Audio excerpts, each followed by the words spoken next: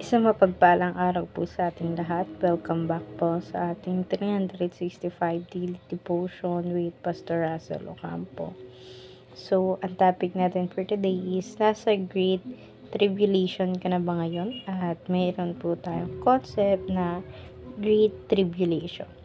The Great Tribulation mentioned in Matthew 24 verse 21 refers to a period of intense suffering and persecution.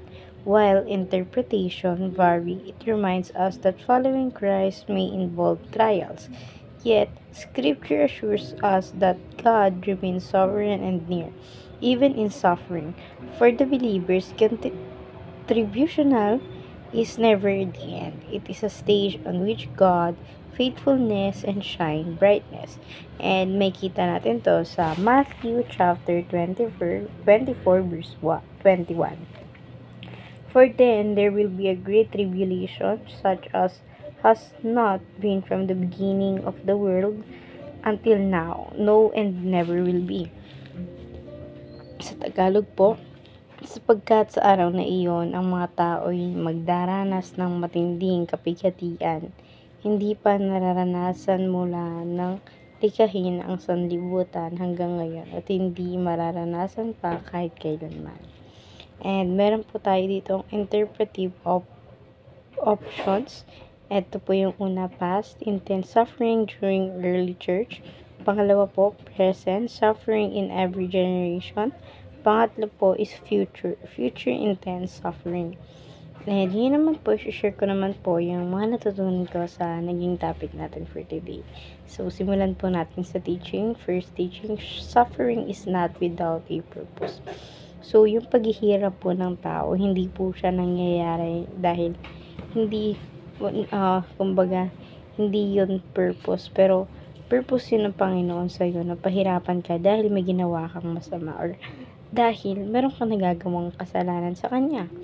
Yun naman sa second teaching na tayo, suffering unites us with Christ. So, yung pagsasuffer natin every time na may nangyayari sa ating kapighatian sa buhay natin, nag-unite yun sa pagbabalik ng loob natin sa Panginoon dahil every time na may nangyayari sa atin, Panginoon Kristo ang siya lamang nating nalalapitan sa lahat ng bagay. Ngayon naman sa third teaching na tayo, suffering achieves us an eternal glory. So, kasi every time na nagsasuffer tayo, lagi tayo hihingi ng kapatawaran sa ating Panginoon Kristo sa lahat ng bagay na nagagawa natin, and nagkakaroon po yun na eternal glory para sa ating Panginoon. Ngayon naman sa application na tayo, first application, consider suffering pure joy. So, every time na nagsasuffer tayo, i-enjoy natin siya or matuwa tayo na nagsasuffer tayo dahil hindi naman tayo bibigyan ng Panginoon Kristo ng ganong kahirapan kung hindi tayo mahal ng Panginoon at wala siyang pake sa atin.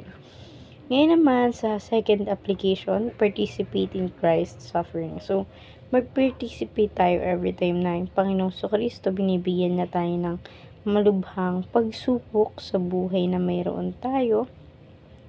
Dahil every time na nagkakaroon tayo ng pagsubok sa buhay natin, binibigyan tayo ng Panginoong Kristo ng mas malalim na dahilan kung para mabuhay sa mundong ito. Ngayon naman sa third application, let your suffering become your eternal glory. So, hayaan natin yung pagsasuffer natin minsan is maging eternal glory siya sa ating Panginoon sa lahat ng bagay. And ngayon naman sa discussion na tayo, what are your thoughts on considering suffering as pure joy? So, for me, gaya nga ng nasabi ko kanina, dapat overwhelmed tayo every time we are suffering dahil si God, binibigyan niya tayo ng pagsasuffer ng dahilan para mag-suffer because He loves us. He cares for us. Every time na we have some problems, lalong-lalo na yung mga taong mabibigat yung problema or mga pinagdadaanan nila yun dahil mahal sila ng Panginoon. May pake yung Panginoon sa buhay nila. So, ayun lamang po for our today's discussion. Thank you for watching.